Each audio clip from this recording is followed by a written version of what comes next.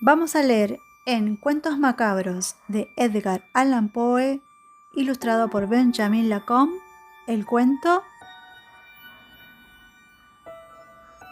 El gato negro. No espero ni pido que alguien crea en el extraño aunque simple relato que me dispongo a escribir. Loco estaría si lo esperara, cuando mis sentidos rechazan su propia evidencia. Pero no estoy loco, y sé muy bien que esto no es un sueño. Mañana voy a morir y quisiera aliviar hoy mi alma. Mi propósito inmediato consiste en poner de manifiesto simple, sucintamente y sin comentarios una serie de episodios domésticos.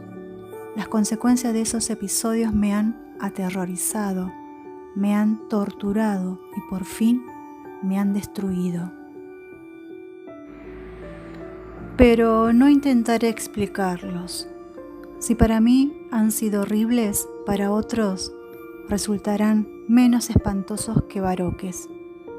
Más adelante, tal vez, aparecerá alguien cuya inteligencia reduzca mis fantasmas a lugares comunes, una inteligencia más serena, más lógica y mucho menos excitable que la mía, capaz de ver las circunstancias que temerosamente describiré, una vulgar sucesión de causas y efectos naturales. Desde la infancia me destaqué por la docilidad y bondad de mi carácter. La ternura que abrigaba mi corazón era tan grande que llegaba a convertirme en objeto de burla para mis compañeros. Me gustaban especialmente los animales y mis padres me permitían tener una gran variedad. Pasaba a su lado la mayor parte del tiempo y jamás me sentía más feliz que cuando les daba de comer y los acariciaba. Este rasgo de mi carácter creció conmigo y cuando llegué a la virilidad se convirtió en una de mis principales fuentes de placer. Aquellos que alguna vez han experimentado cariño hacia un perro fiel y sagaz no necesitan que me molesten explicarles la naturaleza o la intensidad de la retribución que recibía.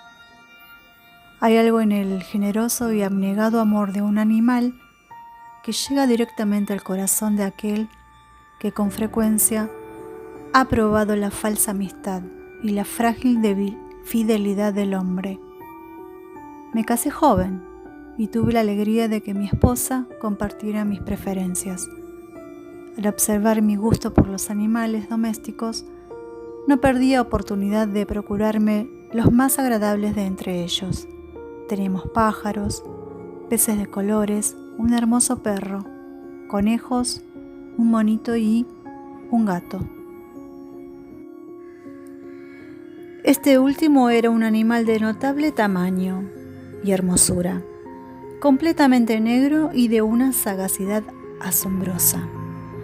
Al referirse a su inteligencia, mi mujer, que en el fondo era un poco supersticiosa, aludía con frecuencia a la antigua creencia popular de que todos los gatos negros son brujas metamorfoseadas. No quiero decir que lo creyera seriamente, y solo mencionó la cosa porque acabo de recordarla. Plutón, tal era el nombre del gato, se había convertido en mi favorito y mi camarada. Solo yo le daba de comer y él me seguía por todas partes en casa. Me costaba mucho impedir que anduviera tras de mí en la calle.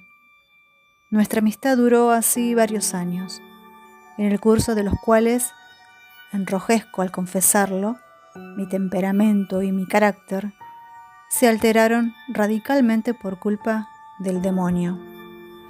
Intemperancia. Día a día me fui volviendo más melancólico, irritable e indiferente hacia los sentimientos ajenos. Llegué, incluso, a hablar descomedidamente a mi mujer y terminé por infligirle violencias personales. mis favoritos, claro está, sintieron igualmente el cambio de mi carácter. No solo los descuidaba, sino que llegué a hacerles daño. Hacia Plutón, sin embargo, conservé suficiente consideración como para abstenerme de maltratarlo, cosa que hacía con los conejos, el mono y hasta el perro cuando por casualidad o movidos por el afecto se cruzaban en mi camino. Mi enfermedad empeoró, se agravaba, pues ¿qué enfermedad es comparable al alcohol? Y finalmente el mismo Plutón, que ya estaba viejo y por tanto algo enojadizo, empezó a sufrir las consecuencias de mi mal humor. Una noche en que volví a casa completamente embriagado después de una de mis correrías por la ciudad, me pareció que el gato evitaba mi presencia. Lo alcé en brazos, pero asustado por mi violencia, me mordió ligeramente en la mano. Al punto se apoderó de mí una furia demoníaca y ya no supe lo que hacía. Fue como si la raíz de mi alma se separara de golpe de mi cuerpo. Una maldad más que diabólica, alimentada por la ginebra, estremeció cada fibra de mi ser. Sacando del bolsillo del chaleco un cortaplumas, lo abrí mientras sujetaba al pobre animal por el pescuezo y deliberadamente le hice saltar un ojo. Enrojezco, me abrazo, tiemblo, mientras escribo tan condenable atrocidad.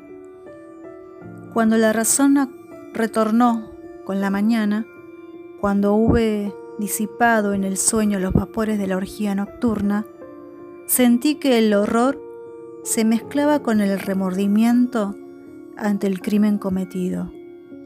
Pero mi sentimiento era débil y ambiguo. No alcanzaba a interesar al alma. Una vez más me hundí en los excesos y muy pronto ahogué en vino los recuerdos de lo sucedido. El gato, entretanto, mejoraba poco a poco. Cierto que la órbita donde faltaba el ojo presentaba un horrible aspecto, pero el animal no parecía sufrir ya. Se paseaba como de costumbre por la casa, aunque, como es de imaginar, huía aterrorizado al verme. Me quedaba aún bastante de mi antigua manera de ser para sentirme agraviado por la evidente antipatía de un animal que alguna vez me había querido tanto, pero ese sentimiento no tardó en ceder paso a la irritación. Y entonces, para mi caída final e irrevocable, se presentó el espíritu de la perversidad.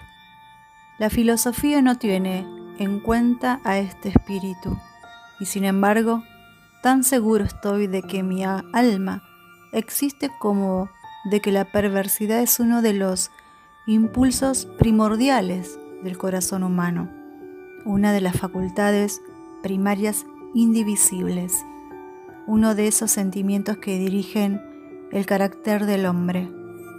¿Quién no se ha sorprendido a sí mismo 100 veces en momentos en que cometí una acción tonta o malvada por la simple razón de que no debía cometerla?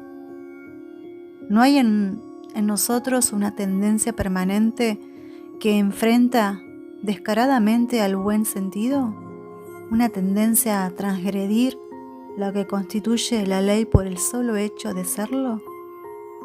Este espíritu de perversidad se presentó, como he dicho, en mi caída final, y el insondable anhelo que tenía mi alma de vejarse a sí misma, de violentar su propia naturaleza, de hacer mal por el mal mismo, me incitó a continuar y finalmente a consumar el suplicio que había infligido a la inocente bestia.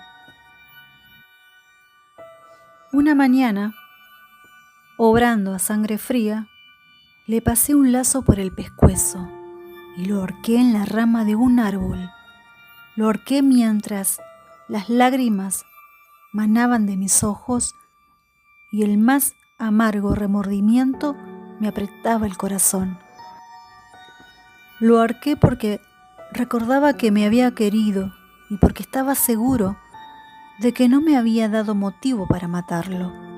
Lo ahorqué porque sabía que al hacerlo cometía un pecado mortal que comprometería mi alma hasta llevarla, si ello fuera posible, más allá del alcance de la infinita misericordia del Dios más misericordioso y más terrible.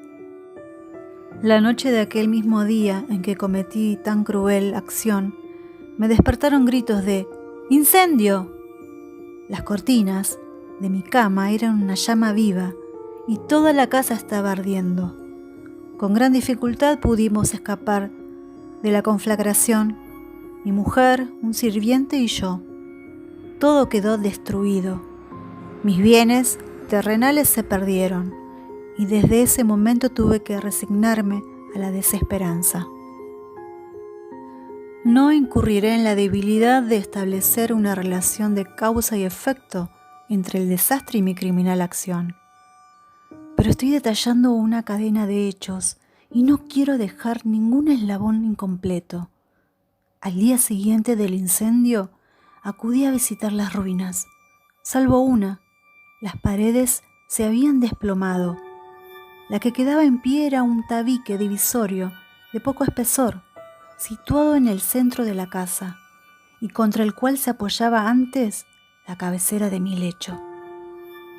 El enlucido había quedado a salvo de la acción del fuego, cosa que atribuí a su reciente aplicación. Una densa muchedumbre habíase reunido frente a la pared y varias personas parecían examinar parte de la misma con gran atención y detalle. Las palabras extraño, curioso y otras similares excitaron mi curiosidad.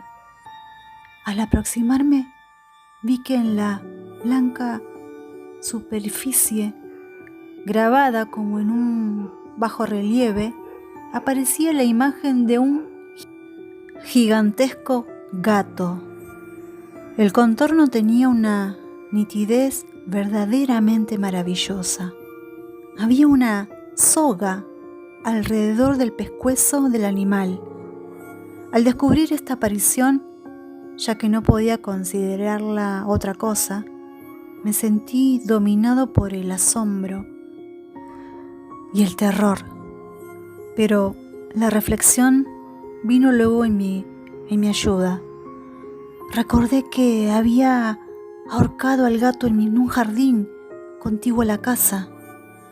Al producirse la alarma del incendio, la multitud había invadido inmediatamente el jardín.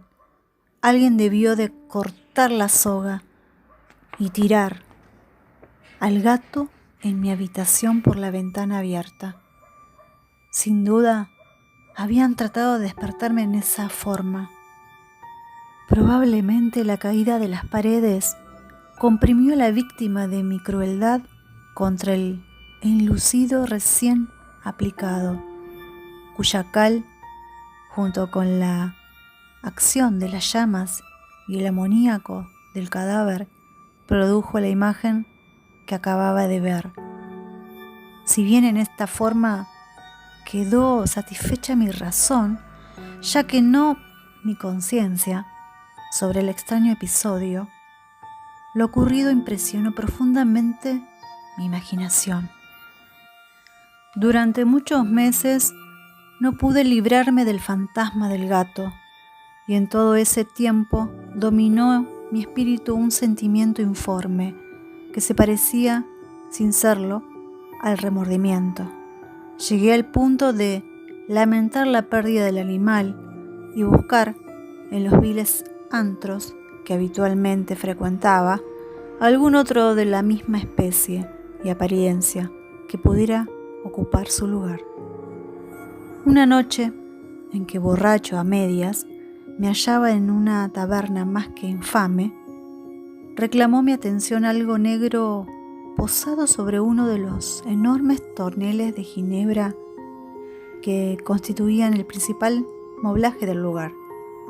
Durante algunos minutos había estado mirando dicho tonel y me sorprendió no haber advertido antes la presencia de la mancha negra en lo alto.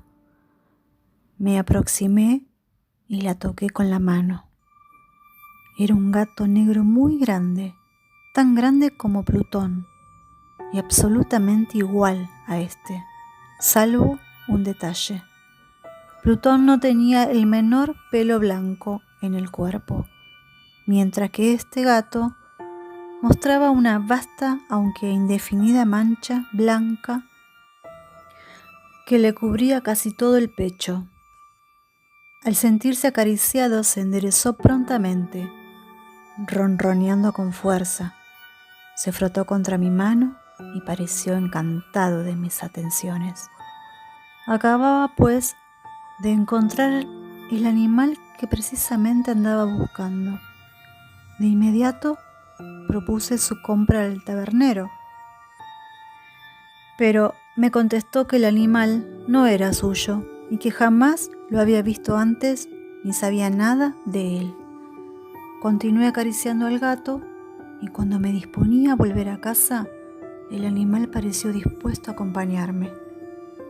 Le permití que lo hiciera, deteniéndome una y otra vez para inclinarme y acariciarlo. Cuando estuvo en casa, se acostumbró a ella de inmediato y se convirtió en el gran favorito de mi mujer. Por mi parte, pronto sentí nacer en mí una antipatía hacia aquel animal. Era exactamente lo contrario de lo que había anticipado, pero sin que pueda decir cómo ni por qué. Su marcado cariño por mí me disgustaba y me fatigaba. Gradualmente, el sentimiento de disgusto y fatiga creció hasta alcanzar la amargura del odio. Evitaba encontrarme con el animal. Un resto de vergüenza y el recuerdo de mi crueldad de antaño me vedaban maltratarlo. Durante algunas semanas me abstuve de pegarle o de hacerlo víctima de cualquier violencia, pero gradualmente, muy gradualmente, llegué a mirarlo con inexpresable odio y a huir en silencio de su detestable presencia, como si fuera una emanación de la peste. Lo que, sin duda, contribuyó a aumentar mi odio fue descubrir, a la mañana siguiente de haberlo traído a casa, que aquel gato, igual que Plutón, era tuerto. Esta circunstancia fue precisamente la que lo hizo más grato a mi mujer, quien, como ya dije, poseía en alto grado esos sentimientos humanitarios que alguna vez habían sido mi rasgo distintivo y la fuente de mis placeres más simples y más puros. El cariño del gato por mí parecía aumentar en el mismo grado que mi adversión. Seguía mis pasos con una pertinacia que me costaría hacer entender al lector. Donde quiera que me sentara, venía a ovillarse bajo mi silla o saltaba a mis rodillas, prodigándome sus odiosas caricias. Si echaba a caminar, se metía entre mis pies, amenazando con hacerme caer, o bien elevaba sus largas y afiladas uñas en mis ropas para poder trepar hasta mi pecho.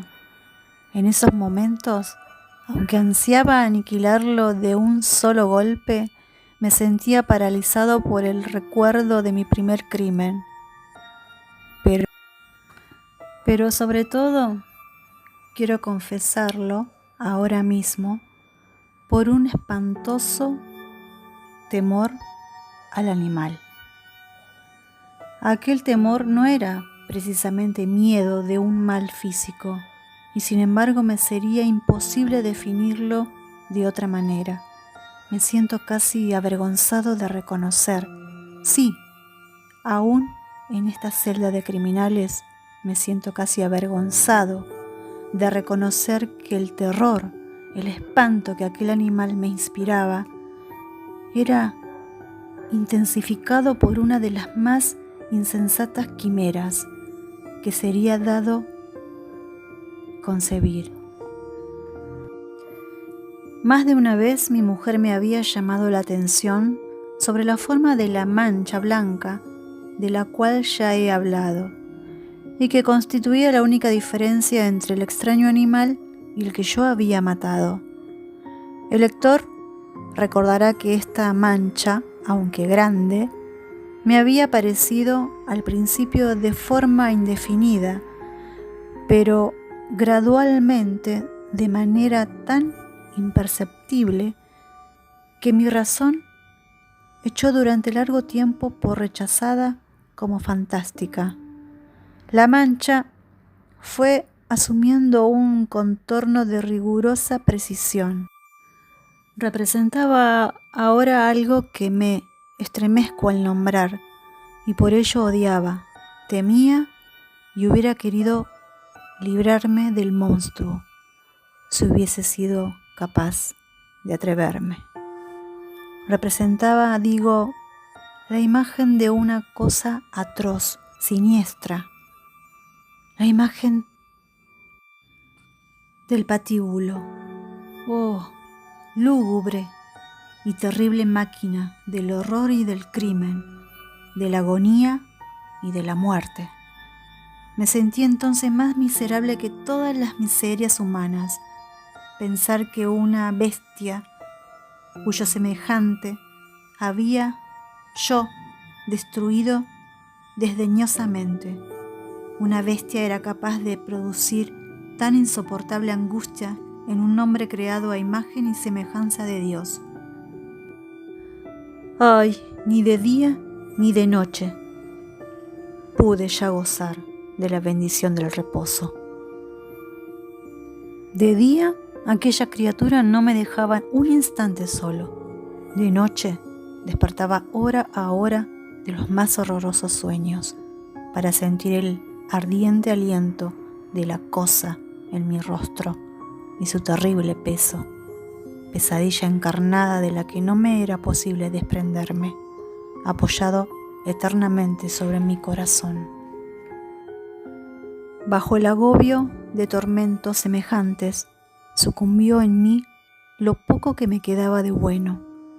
Solo los malos pensamientos disfrutaban ya de mi intimidad, los más tenebrosos, los más perversos pensamientos. La melancolía habitual de mi humor creció hasta convertirse en aborrecimiento de todo lo que me rodeaba y de la entera humanidad.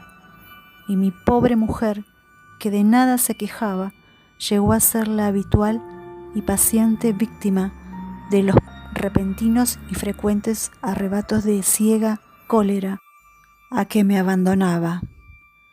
Cierto día, para cumplir una tarea doméstica, me acompañó al sótano de la vieja casa donde nuestra pobreza nos obligaba a vivir. El gato me siguió mientras bajaba la empinada escalera y estuvo a punto de tirarme cabeza abajo, lo cual me exasperó hasta la locura. Alzando un hacha y olvidando en mi rabia los pueriles temores que hasta entonces habían detenido mi mano, descargué un golpe que hubiera matado instantáneamente al animal de haberlo alcanzado, pero la mano de mi mujer detuvo su trayectoria. Entonces, llevado por su intervención a una rabia más que demoníaca, me zafé de su abrazo y le hundí el hacha en la cabeza.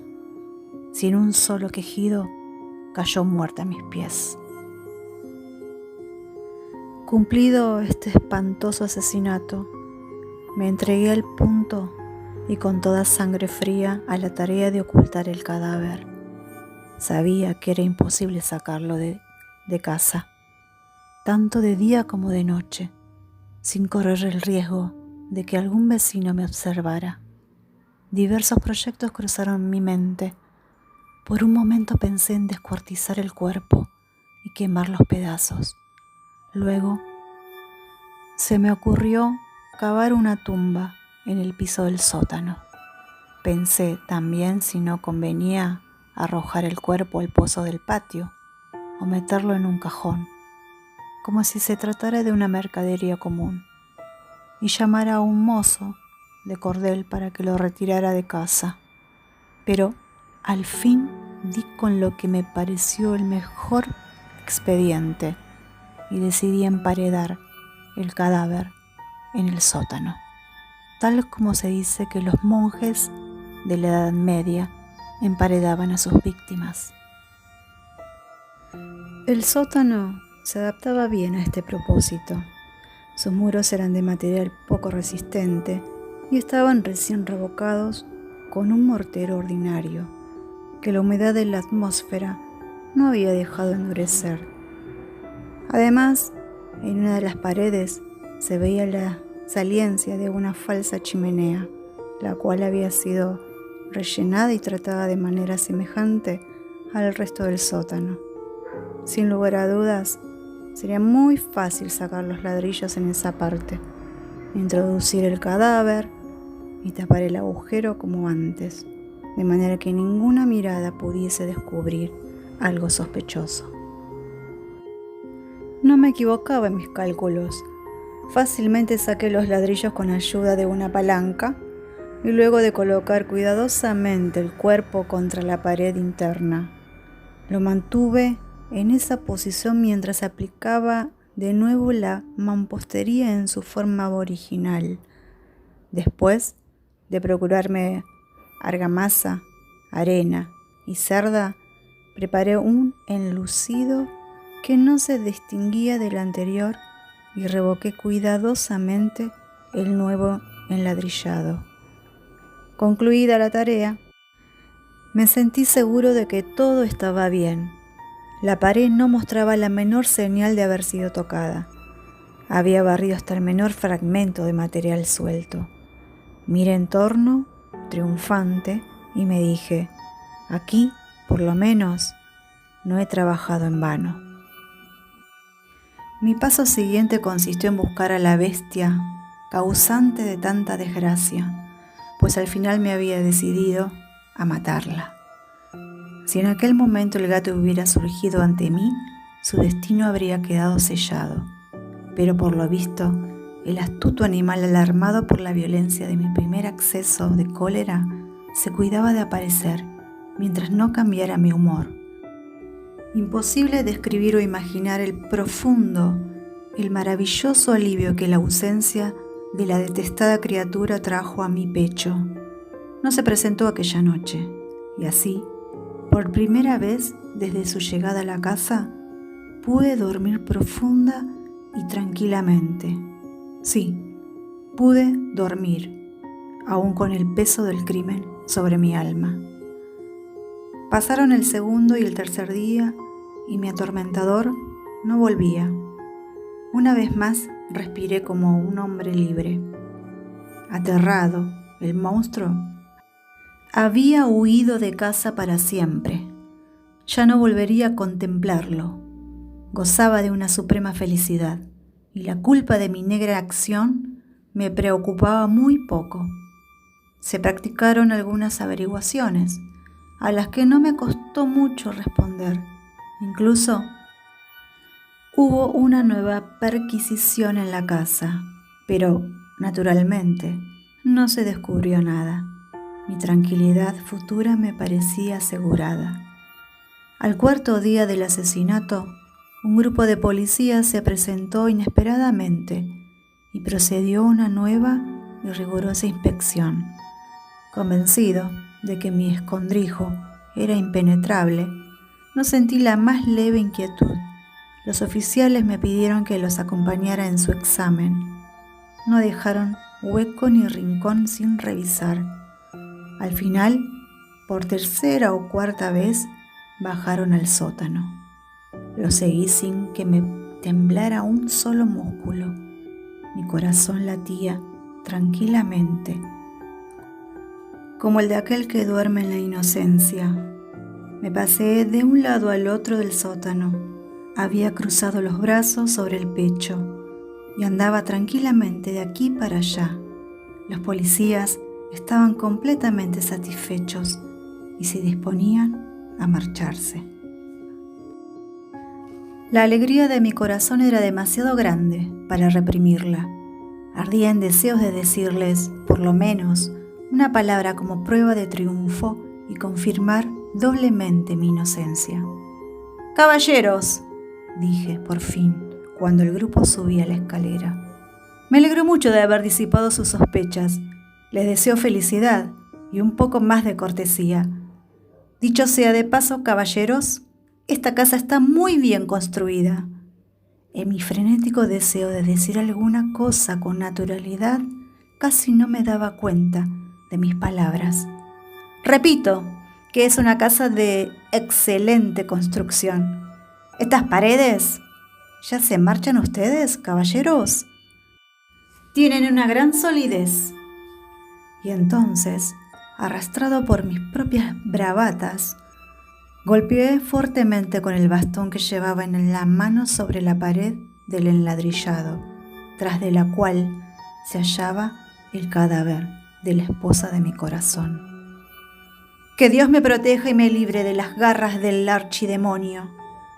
Apenas había cesado el eco de mis golpes, cuando una voz respondió desde dentro de la tumba. Un quejido sordo y entrecortado al comienzo, semejante al sollozar de un niño, que luego creció rápidamente hasta convertirse en un largo, agudo y continuo alarido, anormal, como inhumano, un aullido, un clamor de lamentación, mitad de horror, mitad de triunfo, como solo puede haber brotado en el infierno de la garganta de los condenados en su agonía y de los demonios exultantes en la condenación. Hablar de lo que pensé en ese momento sería locura. Presa de vértigo, fui tambaleándome hasta la pared opuesta. Por un instante el grupo de hombres en la escalera quedó paralizado por el terror. Luego, una docena de robustos brazos atacaron la pared, que cayó de una pieza. El cadáver, ya muy corrompido y manchado de sangre, coagulada, apareció de pie ante los ojos de los espectadores.